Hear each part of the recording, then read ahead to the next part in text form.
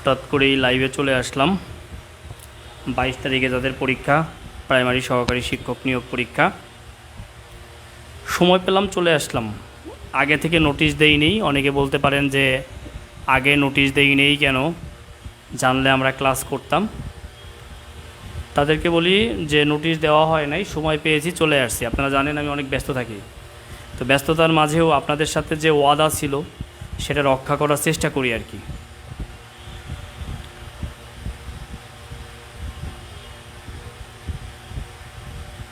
প্রথমে 22 তারিখের পরীক্ষা সংক্রান্ত ব্যাপারে একটু কথা বলবো। অর্থাৎ এই যে 22 তারিখে যে পরীক্ষা হবে, এই পরীক্ষা সংক্রান্ত ব্যাপারে আপনারা আচ্ছা, অ্যাকচুয়ালি 22 তারিখের পরীক্ষা, এবারের পরীক্ষাটা স্ট্যান্ডার্ড হবে অন্য বছরের তুলনায়। অর্থাৎ এ যাবৎকাল আপনারা যে প্রাথমিক সহকারী শিক্ষক নিয়োগ পরীক্ষার প্রশ্ন দেখেছেন, সেই প্যাটার্নে মানে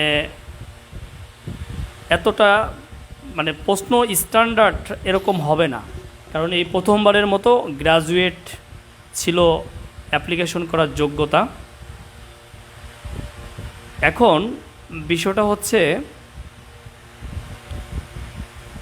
তাহলে কেমন হবে, বলছি কেমন হবে, এটা আমার ধারণা স্ট্যান্ডার্ড হবে। এবার পরীক্ষার হলে খুব কঠোর নজরদারি থাকবে। অর্থাৎ যে কারণে মেধাবীরা ঝরে যায়, দুর্নীতির কারণে, অপেক্ষাকৃত দুর্নীতি কম হবে হবে মনে হয়, হবে না বা হবে না এরকম কিছু। অর্থাৎ দুর্নীতি যদি না হয় তাহলে মেধাবীদের জন্য ভালো, কারণ মেধাবীরা চাকরি পাবে। আমি চাই মেধাবীরা চাকরি পাক, দুর্নীতি না হোক, এটা আমার চাওয়া। এখন এখানে যে বিষয়গুলো রয়ে গেছে সেটা হচ্ছে আপনার কোটার একটা ব্যাপার রয়ে গেছে। আর এই কোটার কারণে হয়তো কিছু ছেলে মেয়ে সুবিধা পাবে, মেয়েরা সাধারণত সুবিধা বেশি পাবে।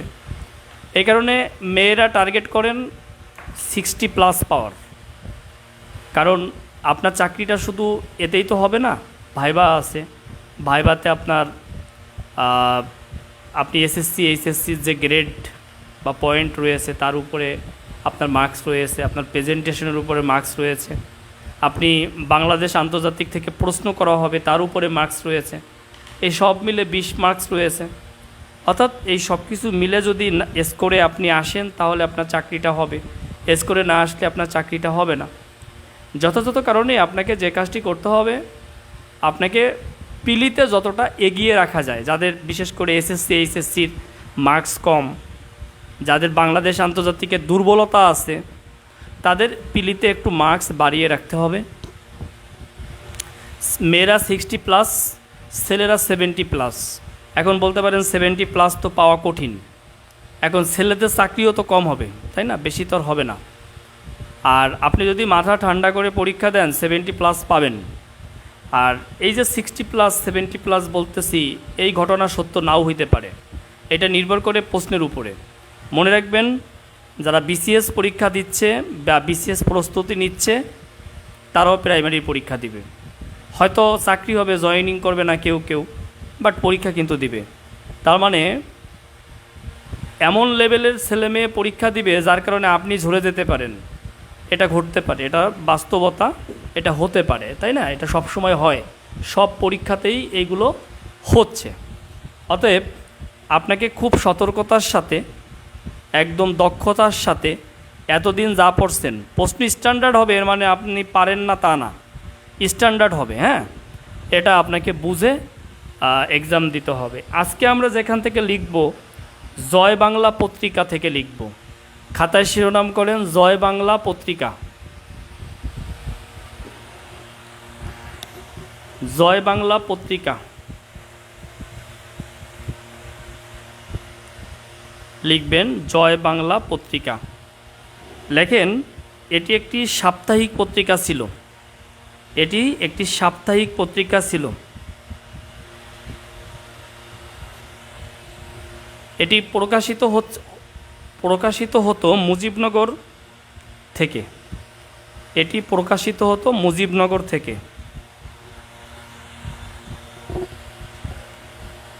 এটি ছিল আওয়ামী লীগের মুখপত্র। এইটুক আর লাগবে না। এটি মুজিবনগর থেকে প্রকাশিত হতো, এটি ছিল আওয়ামী লীগের মুখপত্র। এটি ছিল আওয়ামী লীগের মুখপত্র। এইসব তথ্য পাবেন যাদের কাছে আমার বেসিক জিকে বইটা আছে, প্রবাহ সিরিজের যে বেসিক জিকে বইটা যাদের কাছে আছে তারা সুবিধা পাবেন। ঠিক আছে, ওকে। এবার একটা প্রশ্ন আসতে পারে, মুক্তিযুদ্ধের সর্বাধিনায়ক কে? এটা আপনারা জানেন, মুক্তিযুদ্ধের সর্বাধিনায়ক বঙ্গবন্ধু শেখ মুজিবুর রহমান। আর যদি মানে প্রধান সেনাপতি বলে তাহলে এমএজি ওসমানী। মুক্তিযুদ্ধের সর্বাধিনায়ক বঙ্গবন্ধু শেখ মুজিবুর রহমান, প্রধান সেনাপতি MAG Osmani, general MAG Osmani, আগে ছিল কর্নেল। উনি সিলেটের তেলিয়াপাড়ায় 4 এপ্রিল 1971, কোথায়? সিলেটের তেলিয়াপাড়া, বর্তমান হবিগঞ্জের তেলিয়াপাড়া। তখন হবিগঞ্জ ছিল না, তখন ছিল সিলেট। তো সিলেটের তেলিয়াপাড়া বা হবিগঞ্জের তেলিয়াপাড়ায় উনি 4 এপ্রিল 1971 মুক্তি ফৌজ গঠন করে। এখানে সামরিক 5000, বেসামরিক 8000, এই 13,000 সদস্য নিয়ে একটা বাহিনী গঠন করে, যার নাম দেয় মুক্তি ফৌজ। 11 এপ্রিল 1971 এই মুক্তি ফৌজের নাম পরিবর্তন করে করা হয় মুক্তি বাহিনী, অর্থাৎ মুক্তি ফৌজ হয়ে গেল মুক্তি বাহিনী। তো এই যে মুক্তি ফৌজ মুক্তি বাহিনী হয়ে গেল,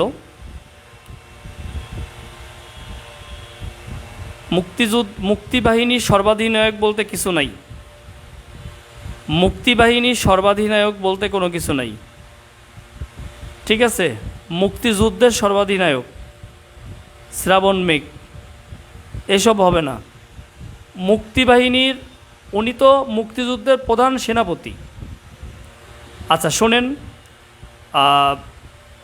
হ্যাঁ এগুলোই পড়েন, তানভীর বাচ্চু। তো 11 এপ্রিল মুক্তি ফৌজকে করা হলো মুক্তি বাহিনী। 17 এপ্রিল 1971 যেদিন মুজিবনগর সরকার শপথ গ্রহণ করে, ওই দিন ওনাকে কর্নেল পদবি থেকে জেনারেল পদবিতে পদোন্নতি দেওয়া হয় এবং প্রধান সেনাপতি ঘোষণা করা হয়। যদি পরীক্ষায় আসে কর্নেল এমএজি ওসমানী বা জেনারেল এমএজি ওসমানীকে প্রধান সেনাপতি ঘোষণা করা হয় কবে, তাহলে উত্তর দিবেন আপনি 17 এপ্রিল। বুঝতে পেরেছেন? উনি মুক্তিবাহিনী গঠন করলেন, এটাকে দুইটা ভাগে ভাগ করলেন, একটা নিয়মিত বাহিনী আর একটা অনিয়মিত বাহিনী। নিয়মিত বাহিনীকে আবার দুই ভাগে ভাগ করলেন, একটা সেন্টার ট্রুপস আর একটা ব্রিগেড ফোর্স। সেন্টার ট্রুপসকে 11 ভাগে ভাগ করলেন, 1 নং, 2 নং, 3 নং, 4 নং, 5 নং, 6 নং, 7 নং, 8 নং, 9 নং, 10 নং, 11 নং সেক্টর। আর ব্রিগেড ফোর্সকে 3 ভাগে ভাগ করলেন। ব্রিগেড ফোর্সকে 3টা ভাগে ভাগ করেছেন, Z force, S force, K force. এই যে মুক্তি বাহিনীকে 2 ভাগে ভাগ করছে, নিয়মিত বাহিনী, নিয়মিত বাহিনীকে 2 ভাগে ভাগ করছে, একটা সেন্টার ট্রুপস আর একটা ব্রিগেড ফোর্স। ব্রিগেড ফোর্সকে 3 ভাগে ভাগ করছে, এর একটা ভাগের প্রধান হচ্ছেন মেজর জিয়াউর রহমান। আর অনিয়মিত বাহিনীকে 4 ভাগে ভাগ করেছিল, মুজিব বাহিনী, কাদেরিয়া বাহিনী, হেমায়েত বাহিনী মানে হেমায়েত উদ্দিন বাহিনী, আর আনসার বাহিনী আফসার বাহিনী। বুঝতে পারছেন? হেমায়েত বাহিনীর প্রধান ছিলেন হেমায়েত উদ্দিন, আফসার বাহিনীর প্রধান আফসার উদ্দিন, আর মুজিব বাহিনীর আপনার কাদেরিয়া বাহিনীর প্রধান ছিলেন বঙ্গবীর কাদের সিদ্দিক, আর মুজিব বাহিনীর প্রধান ছিলেন আপনার বঙ্গবন্ধু পুত্র। শেখ কামাল। ওকে, তো এই যে দেখেন আমরা যে বাহিনীগুলোর কথা বললাম,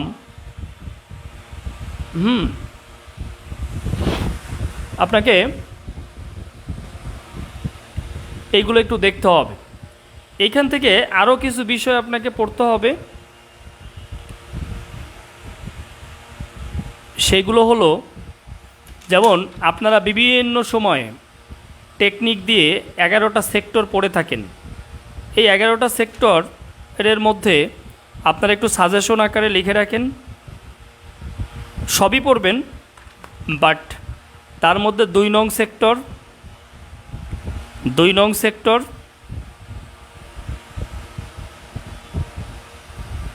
এটা সাজেশন, হ্যাঁ। 2 নং সেক্টর, 8 নং সেক্টর, 10 নং সেক্টর, এই 3টা সেক্টর একটু ভালো করে পড়বেন। বাংলাদেশ সম্পর্কে বাংলায় 3টি ও ইংরেজিতে 2টি বাক্য সম্পর্কে ধারণা দিন। এইটা আপনাদের খাতায় লিখতে হবে। কেন জানেন? আপনি যে পরীক্ষার্থী, এটা হাতের লেখা প্রমাণ করার জন্যে। এটা যে খুব ভালো হইতে হবে ব্যাপার তা না, এটাই আপনি কোনো মার্ক পাবেন না। তবে আপনি লিখতে পারেন বাংলাদেশ সম্পর্কে বাংলায় 3টি বাক্য আপনি লিখতে পারেন, যে যদি খুব স্ট্যান্ডার্ড লিখতে চান অবশ্যই বাংলাদেশ সম্পর্কে লিখতে গেলে আপনার মুক্তিযুদ্ধের মধ্যে টাচ করতে হবে। আপনার ভাষা আন্দোলনের মধ্যে আপনি টাচ করতে পারেন। পৃথিবীতে একমাত্র জাতি বাঙালি যারা ভাষার জন্য জীবন দিয়েছিল, অর্থাৎ আপনি ভাষা আন্দোলনকে হাইলাইটস করতে পারেন। তাহলে সেন্টেন্সটা একটু লম্বা করতে পারেন। পৃথিবীতে একমাত্র জাতি আমরা যারা 1952 সালের 21শে ফেব্রুয়ারি ভাষার জন্য জীবন দিয়েছিল, এবং পরবর্তীতে 1956 সালে পাকিস্তান শাসনতন্ত্রে বাংলা ভাষার স্বীকৃতি, কমা দিয়ে লিখবেন 1999 সালে ইউনেস্কো কর্তৃক স্বীকৃতি, 2008 সালে জাতিসংঘ কর্তৃক এই ভাষা স্বীকৃতি লাভ করে, যা বিশ্বের, মানে সেন্টেন্সটা যদি বড় করতে চান আর কি, যা বিশ্বের অন্যতম মিষ্ট ভাষার মধ্যে একটি। তাহলে কি বললাম? পৃথিবীতে একমাত্র জাতি আমরা যারা, পৃথিবীতে একমাত্র জাতি বাঙালি যারা ভাষার জন্য জীবন দিয়েছিল। এখানে শেষ করবেন না। যার ফলস্বরূপ 1956 সালে পাকিস্তান শাসনতন্ত্রে বাংলা ভাষার স্বীকৃতি মিলে, কমা 1999 সালে ইউনেস্কো কর্তৃক স্বীকৃতি লাভ করে, কমা 2008 সালে জাতিসংঘ স্বীকৃতি প্রদান করে, এবং এখন এবং লিখবেন, এবং পৃথিবীতে মিষ্টভাষীর মধ্যে অন্যতম হচ্ছে বাংলা ভাষা। হয়ে গেল একটা সেন্টেন্স। যদি আপনি অনেক লিখতে চান তাইলে আর কি, আমি এক সেন্টেন্স অনেক ঘুরাইলাম। দ্বিতীয়টা মুক্তিযুদ্ধ থেকে লিখবেন। সেটা হলো 9 মাস রক্তক্ষয়ী যুদ্ধের পর নিরস্ত্র বাঙালি সশস্ত্র পাক হানাদার বাহিনীকে পরাজিত করে 16ই ডিসেম্বর 1971 চূড়ান্ত বিজয় লাভ করে, যার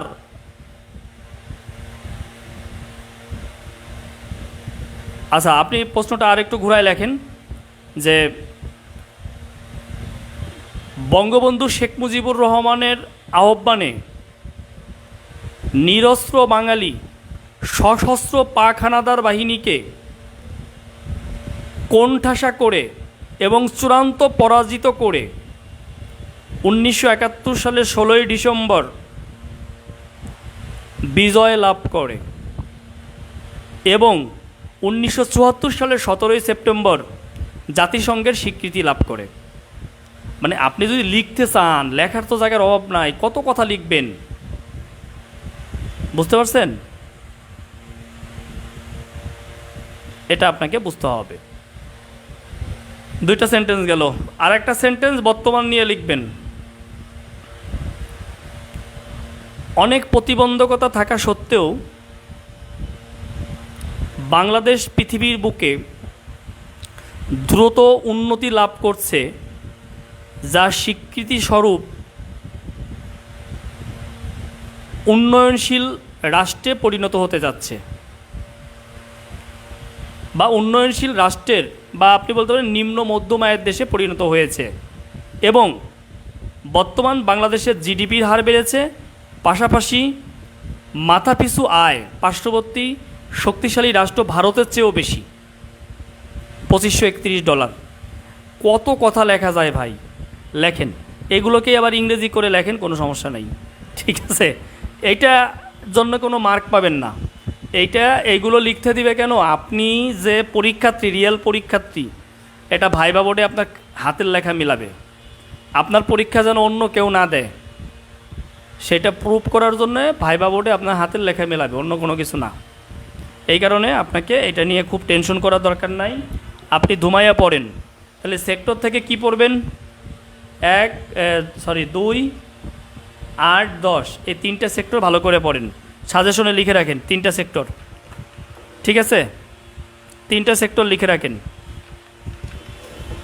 এরপরে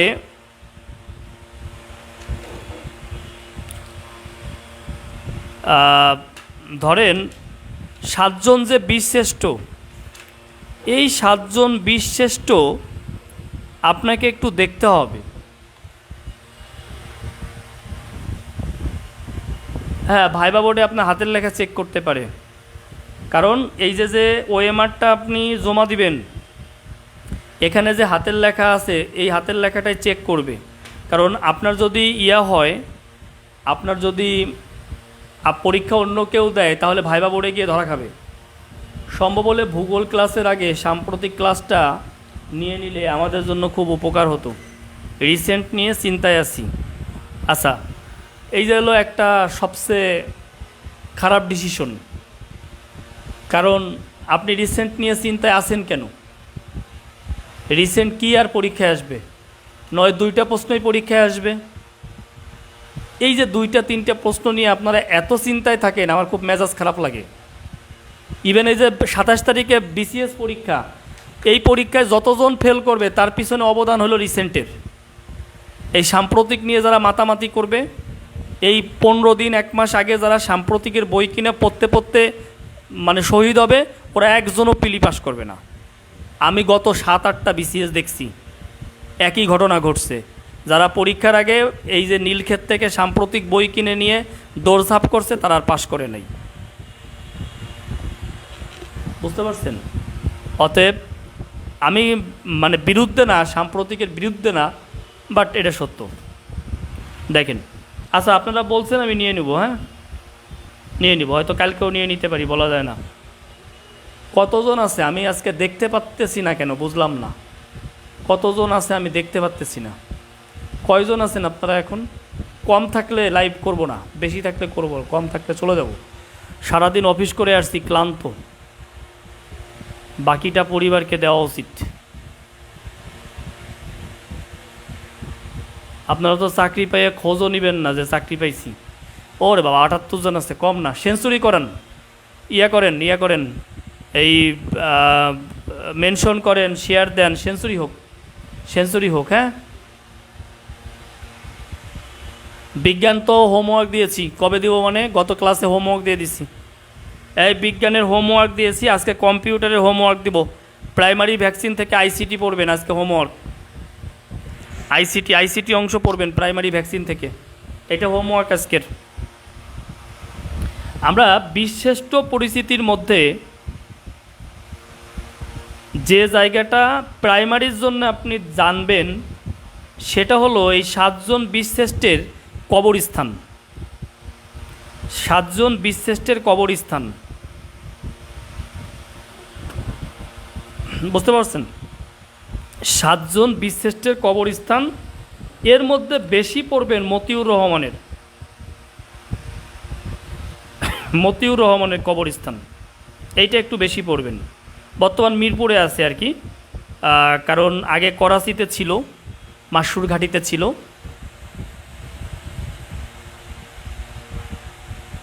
অ্যাডমিটে আপনি নাম ভুল লিখছেন, আর কে ভুল লিখবে? আপনি ফিল আপ করার সময় ভুল করছেন। আগে পিলি পাস করেন, পরেরটা পড়ে। পিলি পাস করেন, পরেরটা পরে দেখা যাবে। হ্যাঁ, আচ্ছা। তো ফ্লাইট লেফটেন্যান্ট মতিউর রহমানকে একটু ভালো করে পড়বেন সবাই, ঠিক আছে? আর একজনকে পড়বেন, সেটা হলো বীরশ্রেষ্ঠ, না আরেকজন পড়বেন বীরশ্রেষ্ঠ ক্যাপ্টেন মহিউদ্দিন জাহাঙ্গীর। ক্যাপ্টেন মহিউদ্দিন জাহাঙ্গীর, হ্যাঁ মতিউর রহমানকে নিয়ে হয়েছে। ক্যাপ্টেন মহিউদ্দিন জাহাঙ্গীর,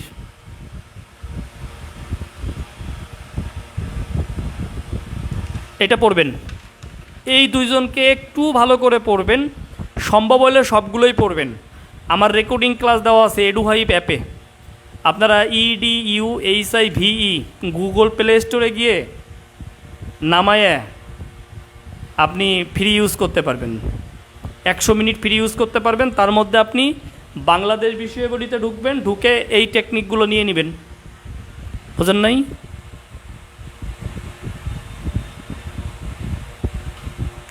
এই একজন একটু গ্রুপে ছবি দিয়ে দেন, আমি অ্যাপ্রুভ করে দেব। বিজ্ঞানের অংশ তুলে দিয়ে দেন, বিজ্ঞানের অংশ তুলে দিয়ে দেন, একজন দিয়ে দেন, আমি অ্যাপ্রুভ করে দেব। যার কাছে প্রাইমারি ভ্যাকসিন বই আছে বিজ্ঞানের অংশ তুলে দিয়ে দেন। আচ্ছা, এবার কিছু লিখবেন, একটু দ্রুত লিখবেন, দ্রুত লিখবেন। মুক্তিযুদ্ধ ভিত্তিক সাহিত্য চলচ্চিত্র, মুক্তিযুদ্ধ ভিত্তিক সাহিত্য চলচ্চিত্র। বেশি দিব না, 5-7টা দিব। লিখবেন স্মৃতি 71, স্মৃতি 71, তানবীর মুকাম্মেল, স্মৃতি 71 তানবীর মুকাম্মেল। লেখেন মুক্তিযুদ্ধে নির্মিত প্রামাণ্যচিত্র, মুক্তিযুদ্ধে নির্মিত প্রামাণ্যচিত্র, stop genocide Zahir Raihan, stop genocide Zahir Raihan. মুক্তির গান তারেক মাসুদ ও ক্যাটরিন মাসুদ, মুক্তির গান তারেক মাসুদ ও ক্যাটরিন মাসুদ, মুক্তির গান তারেক মাসুদ ও ক্যাটরিন মাসুদ। লেখেন মুক্তিযুদ্ধ ভিত্তিক পূর্ণদৈর্ঘ্য কাহিনী চিত্র, মুক্তিযুদ্ধ ভিত্তিক পূর্ণদৈর্ঘ্য কাহিনী চিত্র।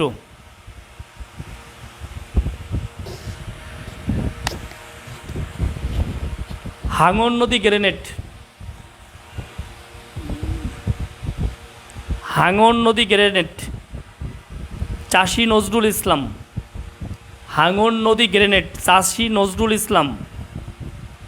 আগুনের পরশমণি হুমায়ুন আহমেদ, আগুনের পরশমণি Humayun Ahmed.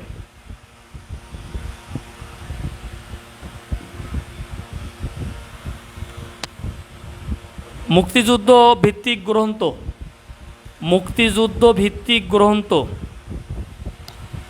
September on Jessore road. যারা লিখতে পারবেন না পরে লিখে নেবেন, ডিলিট করব না। September on Jessore Road Allen Ginsberg, September on Jessore Road Allen Ginsberg.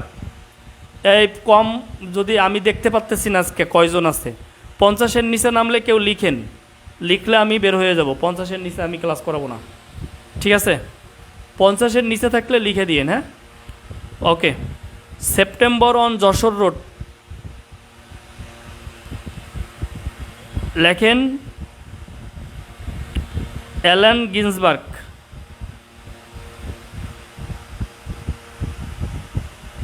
Allen Ginsberg.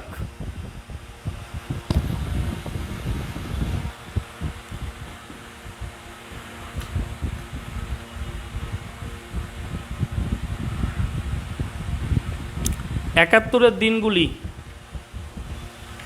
একাত্তরের দিনগুলি জাহানারা ইমাম, খুবই ভালো গ্রন্থ, পড়েন। একাত্তরের দিনগুলি জাহানারা ইমাম।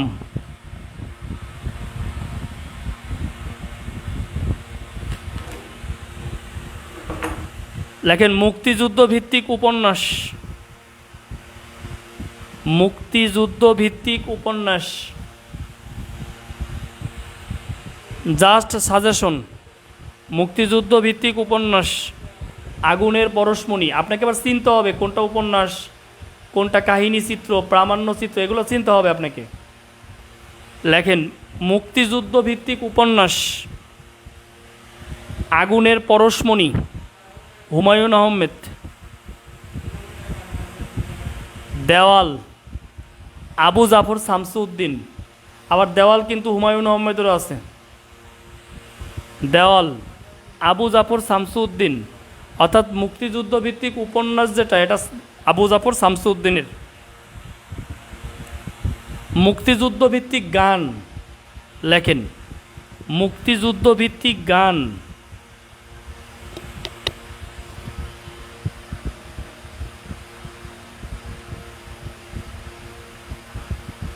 পদ্মা মেঘনা যমুনা। এটা ইম্পর্টেন্ট এবার।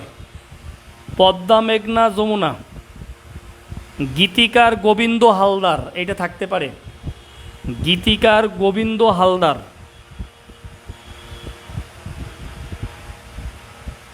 পদ্মা মেঘনা যমুনা, গীতিকার গোবিন্দ হালদার। গোবিন্দ হালদার মারা গেছে তো। সালাম সালাম হাজার সালাম, সালাম সালাম হাজার সালাম। লেখেন ফজলে খোদা। আরেকটা মানে এটা গীতিকার ফজলে খোদা। আর একটা লিখবেন মোরা একটি ফুলকে বাঁচাবো বলে। এই গান তো সবাই জানেন, এটাও গোবিন্দ হালদারের, মানে এটার গীতিকারও গোবিন্দ হালদার। এইগুলো ইম্পর্টেন্ট, এইগুলো আপনাকে মনে রাখতেই হবে। আসার সম্ভাবনা আছে, আসবে যে তা বলতেছি না, প্রাইমারি পরীক্ষায় এগুলো আসার সম্ভাবনা আছে। এরপরে খুবই গুরুত্বপূর্ণ, মুক্তিযুদ্ধ ভিত্তিক স্থাপত্য ও ভাস্কর্য। মুক্তিযুদ্ধ ভিত্তিক স্থাপত্য ও ভাস্কর্য, মুক্তিযুদ্ধ ভিত্তিক স্থাপত্য ও ভাস্কর্য। এখান থেকে 1 মার্ক আসতে পারে, মানে আসার সম্ভাবনা খুবই বেশি এইখান থেকে। অতএব এই জায়গাটা আপনাকে ভালো করে পড়তে হবে। তার মধ্যে আমি দিয়ে দিচ্ছি জাগ্রত চৌরঙ্গী, গাজীপুর চৌরাস্তা। জাগ্রত চৌরঙ্গী,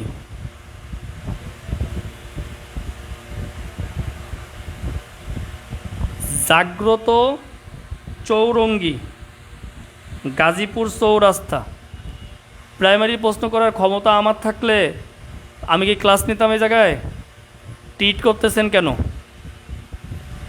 আমরা আমাদের পড়ানোর অভিজ্ঞতা থেকে বলি যে এইগুলো ইম্পর্টেন্ট। আমি কি বলছি পরীক্ষায় আসবে? আমি বলছি আসতে পারে, সম্ভাবনা খুব বেশি। প্রত্যেকটা প্রাইমারি পরীক্ষায় মুক্তিযুদ্ধ ভিত্তিক স্থাপত্য ও ভাস্কর্য থেকে প্রশ্ন আসে। এই জন্য বলছি, গবেষণা থেকে বলছি। আপনি ট্রিট করতেছেন কেন? তপন ঢালি বলেন, আমি প্রাইমারি পরীক্ষার প্রশ্ন করার কে? আমি যদি প্রাইমারি পরীক্ষার প্রশ্ন করতাম তাহলে কি আপনি আমার ক্লাস করতে পারতেন নাকি? আমার সাক্ষাৎ পাইতেন নাকি আপনি? এটা আপনাকে বুঝতে হবে। খামাখা ট্রিট করে লাভ নেই।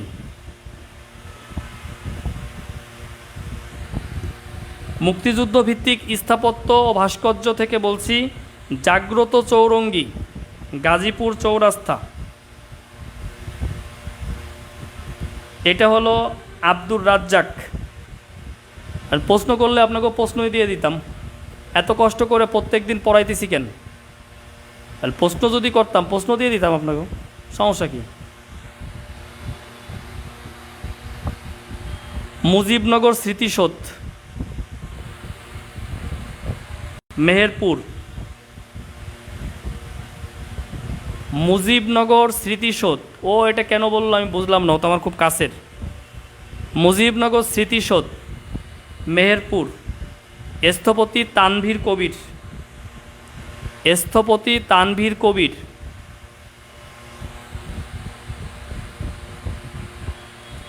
অপরাজেয় বাংলা, ঢাকা বিশ্ববিদ্যালয়। সৈয়দ আবদুল্লাহ খালেদ, অপরাজেয় বাংলা। ভ্যাকসিন বই আমার নাম দেওয়া নাই, হ্যাঁ, নেক্সট এডিশনে আমার নাম পাবেন। অপরাজেয় বাংলা, ঢাকা বিশ্ববিদ্যালয়, সৈয়দ আবদুল্লাহ খালেদ। সবচেয়ে গুরুত্বপূর্ণ সংসপ্তক, এটা বেশি আসে পরীক্ষায়। সংসপ্তক হচ্ছে জাহাঙ্গীরনগর বিশ্ববিদ্যালয়ে, হামিদুজ্জামান খান। সংসপ্তক জাহাঙ্গীরনগর বিশ্ববিদ্যালয়, হামিদুজ্জামান খান। হামিদুজ্জামান খান, সংসপ্তক। এর টিচার্স পাবলিকেশন আমারই, টেনশন করার কোনো কারণ নাই। টিচার্স পাবলিকেশন আমার। টিচার্স পাবলিকেশন থেকে যে বিজ্ঞান বই পড়েন আপনারা, এটাও আমারই পাবলিকেশনের বই, এটা নিয়ে টেনশন করার কোনো কারণ নাই। ঠিক আছে, টিচার্স পাবলিকেশন, প্রবাহ পাবলিকেশন দুইটাই আমার, নো টেনশন। লেখেন সাবাস বাংলাদেশ, এটা আরও গুরুত্বপূর্ণ। রাজশাহী বিশ্ববিদ্যালয়, এটার ভাস্কর হচ্ছে নিতুন কুণ্ড। লেখেন সাবাস বাংলাদেশ, রাজশাহী বিশ্ববিদ্যালয়, এটার ভাস্কর হচ্ছে নিতুন কুণ্ড। এই কয়টা পড়েন, আসবে কিনা আমি জানি না, দিয়ে রাখলাম আর কি। আচ্ছা, আপনারা একটা কাজ করেন তো, এই পিলি এবং ভাইভাতে তো বঙ্গবন্ধু নিয়ে কিছু প্রশ্ন আসবে, তাই না? মানে বঙ্গবন্ধু সম্পর্কিত। আপনাদের যাদের কাছে, একটু কমেন্ট করেন তো, প্রবাহ বেসিক জিকে কার কার কাছে আছে? একটু কমেন্ট করেন, প্রবাহ বেসিক জিকে কার কার কাছে আছে?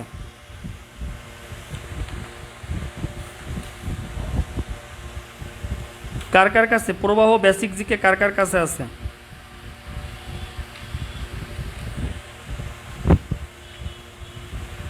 আচ্ছা, যার কাছে আছে 120, 21, 122, এই তিনটা পৃষ্ঠা ছবি তুলে গ্রুপে দিয়ে দেন, আমি অ্যাপ্রুভ করে দিব। 120, 21, 22, ওকে। 120, 121, 122 বঙ্গবন্ধু সম্পর্কে এইখানে যা লেখা আছে, এটা আপনার জন্য এনাফ।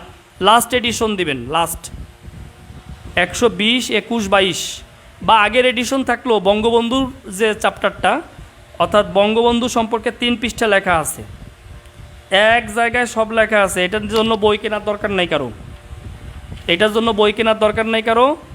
আপনারা যেটা করবেন, যাদের কাছে বইটা আছে 120, যাদের মিলবে, এটা 119 পৃষ্ঠায় বঙ্গবন্ধু ছবি দেওয়া আছে, ছবির মধ্যে অনেক তথ্য আছে, কিন্তু বইটা দরকার নাই। আপনি দিবেন 120, 121, 122, এই 3টা পৃষ্ঠা ছবি তুলে দেন। যার ছবিটা ভালো হবে তারটা অ্যাপ্রুভ করব। লেখেন বঙ্গবন্ধুকে রাজনীতির কবি উপাধি দেন news week magazine,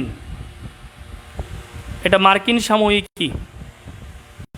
news week magazine বঙ্গবন্ধুকে রাজনীতির কবি, বঙ্গবন্ধুকে রাজনীতির কবি, বঙ্গবন্ধুকে রাজনীতির কবি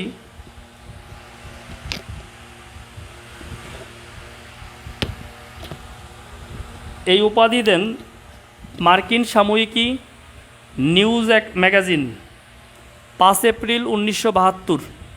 1971 না, আপনি ভুল লিখছেন টপনঢালি, 5 এপ্রিল 1972।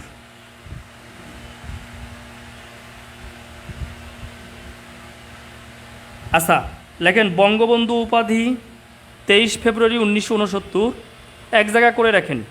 বঙ্গবন্ধু উপাধি 23 ফেব্রুয়ারি 1969। জাতির জনক উপাধি 3 মার্চ 1971। জাতির জনক উপাধি 3 মার্চ 1971। বঙ্গবন্ধু বাংলাদেশ নামকরণ করেন 5 ডিসেম্বর 1969। বঙ্গবন্ধু বাংলাদেশ নামকরণ করেন 5 ডিসেম্বর 1969। 5 ডিসেম্বর 1969।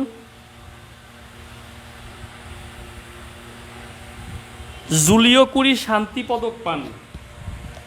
এই পৃষ্ঠা তো আপনাদের সাথে শেয়ার হবে, তারপরে এগুলো আপনারা একটু বিশেষ গুরুত্ব দিবেন। জুলিও কুরি শান্তি পদক পান 1972 সালে 10 অক্টোবর। তো তবে এখানে দেখবেন পান না গ্রহণ করেন কোনটা। উনি জুলিও কুরি শান্তি পদক পান 1972 সালে 10 অক্টোবর, গ্রহণ করেন 1973 সালে 23 মে। 1973 সালে 23 মে। দেখেন বেসিক জিকেতে 121 পৃষ্ঠায় বঙ্গবন্ধুর জেল জীবন নিয়ে কত সুন্দর করে লেখা। অনেক পরীক্ষায় এটা আসে, নানানজন নানানভাবে ঘুরায় ফেরায় দেয় যে তার বইতে আছে, কিন্তু দেখেন 4682 দিন উনি জেল খাটেন, যার ডিউরেশন হয় 14 বছর।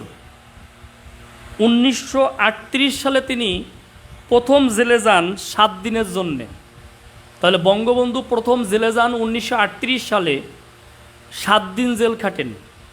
এই সময় স্কুলে পড়েন, স্কুলে একটা কমিটির বিরুদ্ধে আন্দোলন করেন, ওই স্কুল কমিটির বিরুদ্ধে। অর্থাৎ প্রথম উনি জেলে যান হচ্ছে 1938 সালে 7 দিনের জন্যে। সবচেয়ে বেশি 1153 দিন জেল খাটেন। এটা 12 অক্টোবর 1958 থেকে 7 ডিসেম্বর 1960, ওই যে সামরিক সরকার এসে জেল খাটায় তাকে। বুঝতে পেরেছেন? অতএব এত চমৎকার তথ্য এখানে দিয়েছি, এটা প্রাইমারি স্কুলের জন্য প্রযোজ্য। বঙ্গবন্ধু জেল খাটেন 14 বছর, যদি ডে চায় 4682 দিন, 4682 দিন, 14 বছর। প্রথম জেল খাটেন 1938 সালে 7 দিনের জন্য। এছাড়া যে তথ্যগুলো আছে, তথ্যগুলো আপনাদেরকে পড়াইছি এতদিনে বঙ্গবন্ধু সম্পর্কে।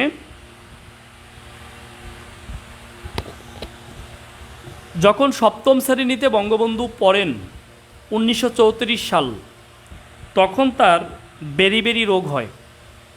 1934 সালে যখন তিনি সপ্তম শ্রেণীতে পড়েন, তখন তার বেরি রোগ হয়। আর 1936 সালে তার চোখে গ্লুকোমা নামক রোগ হয়। 1934 সালে বেরি সপ্তম শ্রেণীতে পড়েন, 1936 সালে চোখে গ্লুকোমা নামক রোগ হয়। অর্থাৎ বেরি আমরা সবাই জানি, কিন্তু কবে হয়েছে তা জানি না, আর গ্লুকোমা আমরা ম্যাক্সিমাম জানি না।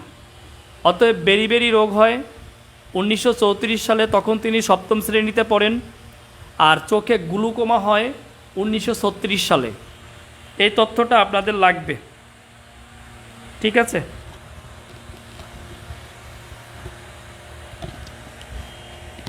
আচ্ছা, বঙ্গবন্ধু যে প্রাথমিক বিদ্যালয়ে পড়েছেন তার নাম লিখে রাখেন গিমাডাঙ্গা। গয়রস্বীকারের গি, ময়াকার, ডয়াকার, উমগঙ্গ আকার। উনি 1927 সালে প্রাইমারিতে পড়েন, গিমাডাঙ্গা প্রাথমিক বিদ্যালয়ে তিনি পড়েন। গিমাডাঙ্গা। বঙ্গবন্ধু যে প্রাথমিক বিদ্যালয়ে পড়েন নাম কি? গিমাডাঙ্গা। আর এরপরে পড়েন গোপালগঞ্জ পাবলিক স্কুলে 9 বছর বয়সে। 9 বছর বয়সে গোপালগঞ্জ পাবলিক স্কুলে ভর্তি হন। 9 বছর বয়সে গোপালগঞ্জ পাবলিক স্কুলে ভর্তি হন। তাহলে গিমাডাঙ্গার পরে কোথায় গেলেন? পাবলিক স্কুলে। তারপরে 37 সালে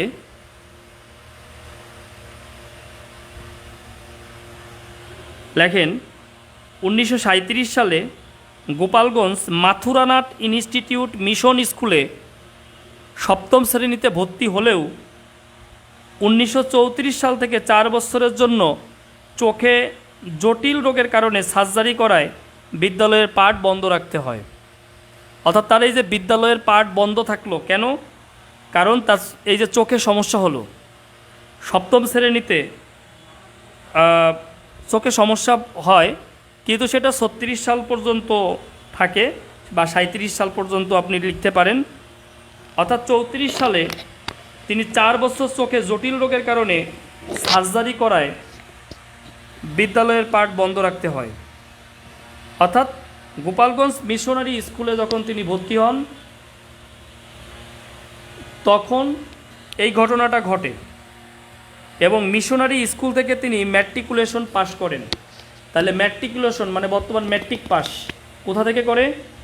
এই Gopalganj missionary school, Gopalganj missionary school থেকে তিনি ম্যাট্রিকুলেশন পাস করেন। আচ্ছা, 1942 সালে তিনি এন্ট্রান্স পাস করার পর, এন্ট্রান্স মানে এখন এই যে এইচএসসি এরকম আর কি, 1942 সালে এন্ট্রান্স পাস করার পর কলকাতা বিশ্ববিদ্যালয়ের অধিভুক্ত তৎকালীন কলকাতা ইসলামিয়া কলেজে আইন পড়ার জন্য ভর্তি হন। অর্থাৎ কলকাতা বিশ্ববিদ্যালয়ের অধিভুক্ত কলেজ, এটা অধিভুক্ত বলতে এই যে বিভিন্ন দেখেন না অধিভুক্ত কলেজ থাকে, ইসলামিয়া কলেজে আইন পড়ার জন্য ভর্তি হন। এরপরে 1947 খ্রিস্টাব্দে তিনি ইসলামিয়া কলেজ থেকে বিএ ডিগ্রি লাভ করেন, bachelor of arts. Pakistan Bharat পৃথক হয়ে যাওয়ার পর তিনি ঢাকা বিশ্ববিদ্যালয়ের আইন বিভাগে ভর্তি হন। অর্থাৎ 47 সালে ভারত পাকিস্তান পৃথক হয়ে গেল, তখন তিনি ঢাকা বিশ্ববিদ্যালয়ের আইন বিভাগে ভর্তি হলেন। বুঝতে পারছেন? যদি পরীক্ষায় আসে বঙ্গবন্ধুর রাজনৈতিক জীবন শুরু হয় কত সালে বলেন, লিখেন দেখি। বঙ্গবন্ধুর এখন লাইভে কয়জন আছে জানান তো আমাকে। বঙ্গবন্ধুর রাজনৈতিক জীবন শুরু হয় কবে আমাকে জানান। বঙ্গবন্ধুর রাজনৈতিক জীবন শুরু হয় কবে, কত সালে আর কি বলেন।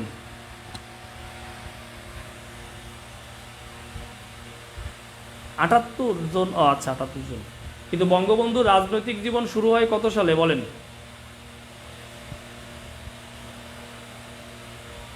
ওকে, থ্যাংক ইউ, থ্যাংকস অল।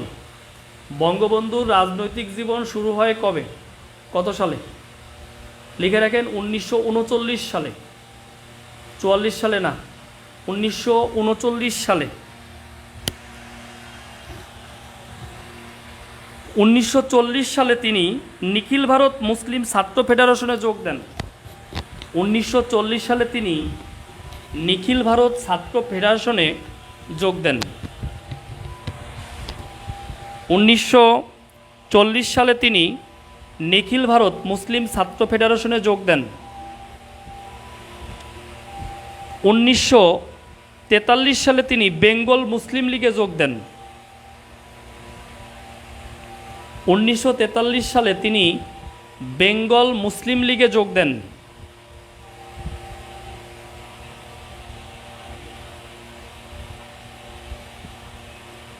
1944 সালে তিনি কলকাতায় বসবাসকারী 1944 সালে তিনি কলকাতায় বসবাসকারী ফরিদপুরবাসীদের নিয়ে তৈরি ফরিদপুর ডিস্ট্রিক্ট অ্যাসোসিয়েশন এর সেক্রেটারি মনোনীত হন।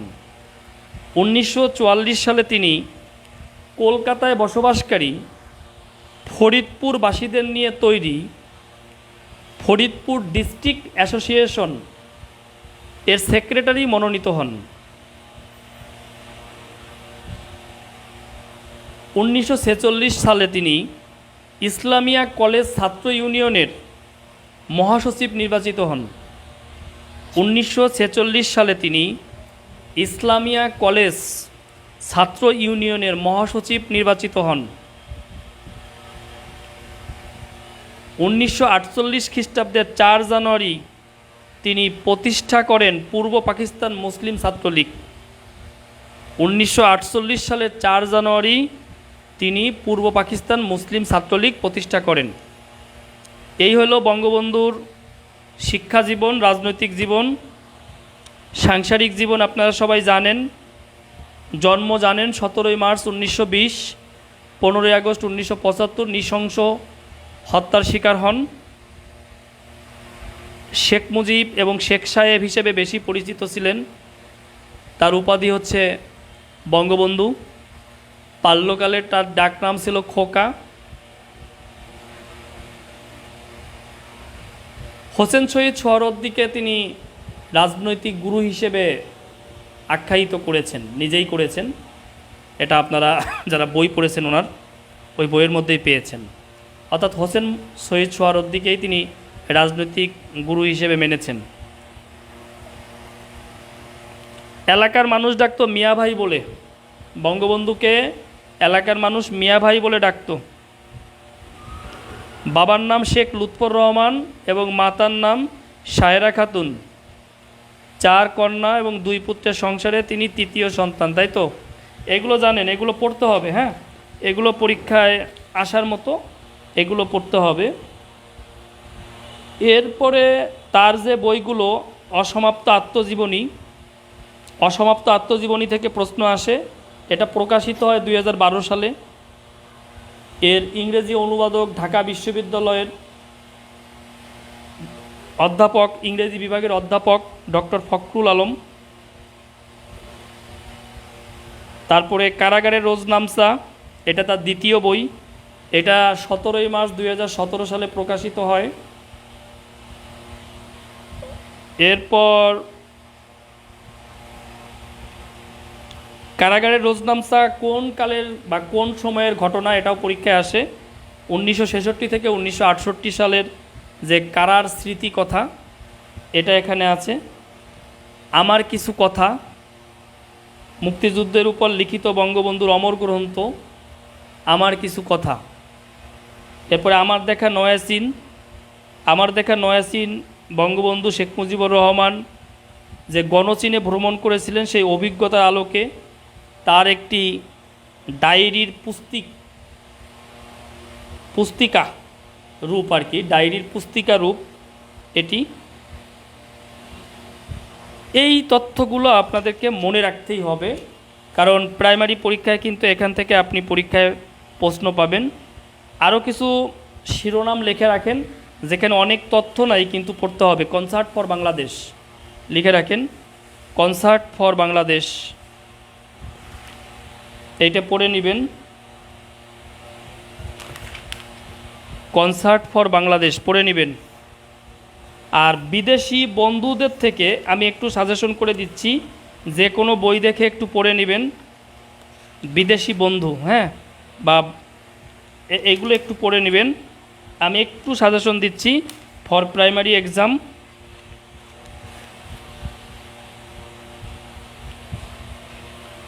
আচ্ছা,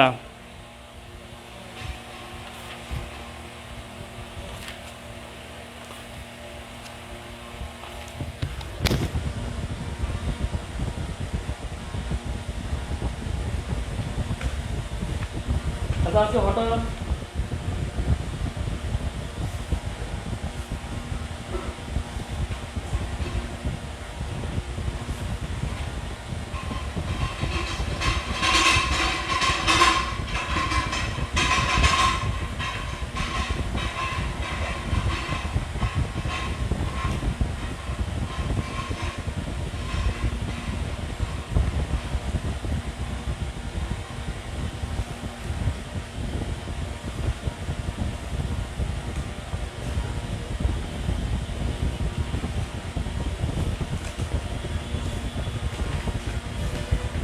আচ্ছা, আজকে এটা দিচ্ছি না, আর একটা ক্লাস তো নিব আপনাদের সাম্প্রতিক সহ, আর একটা ক্লাস আপনাদের হবে। আচ্ছা, নেক্সট ক্লাস সাম্প্রতিক নিয়ে নিব, হ্যাঁ। আর ভূগোলের যেটা মানে 22 তারিখের জন্য আপনারা ভূগোলের যে অংশটা পড়বেন, যে কোনো বই খুলে আপনি দেখবেন বাংলাদেশের সীমানা ও পার্শ্ববর্তী এলাকা অঞ্চল পরিস্থিতি, যেমন ভারতের সাথে সীমানা, মিয়ানমারের সাথে সীমানা, তাহলে এইটুকু পড়বেন। ছিটমহল পড়বেন আর নদ নদী পড়বেন। ভূগোল থেকে এইটুকু পড়লেই চলবে, হ্যাঁ। আমি ভূগোলের ক্লাস 22 তারিখের আগে নেই আর না নেই, যদি নেই ভালো কথা।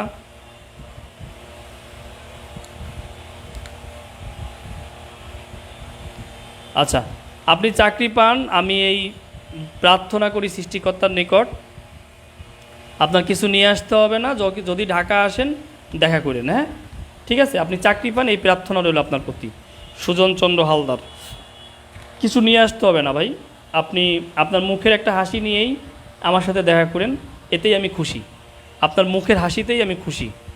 যে কোনো জীবনের শত শত স্টুডেন্ট দেখা করছে চাকরি পাওয়ার পর, এটা 3য় শ্রেণী থেকে শুরু করে BCS ক্যাডার পর্যন্ত দেখা করছে, এটাই খুশি, ঠিক আছে। দেখা করেন হাসি মুখ নিয়ে, একটা চাকরি পেয়ে হাসি খুশি মুখ নিয়েই দেখা করেন। আচ্ছা, এইগুলো একটু পড়ে নিয়েন। আর একটা ক্লাস হবে সাম্প্রতিক প্লাস, যদি আমরা 22 তারিখের আগে পারি ভূগোলের ক্লাসটা নিয়ে নিব। তাহলে ভূগোলের কি পড়বেন?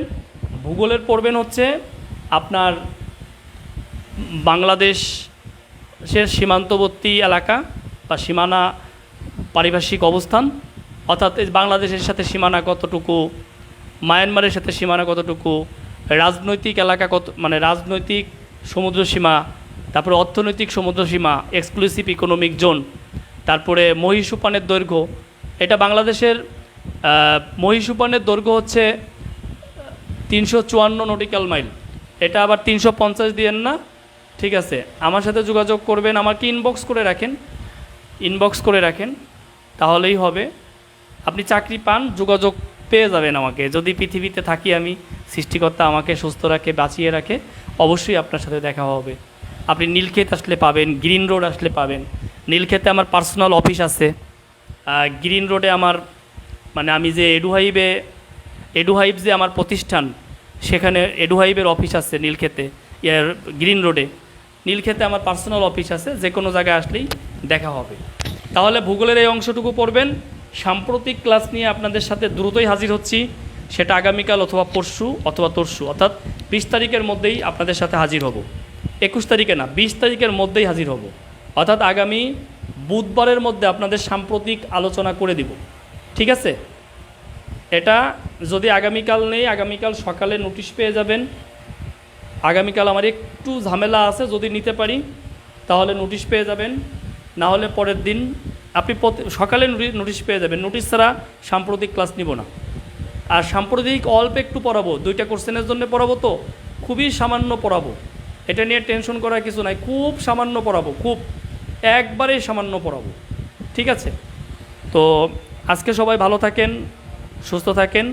এখন কয়জন আছে, কতজন ভাই বোনকে রেখে বিদায় নিচ্ছি দেখি একটু, কতজন আছেন এখন?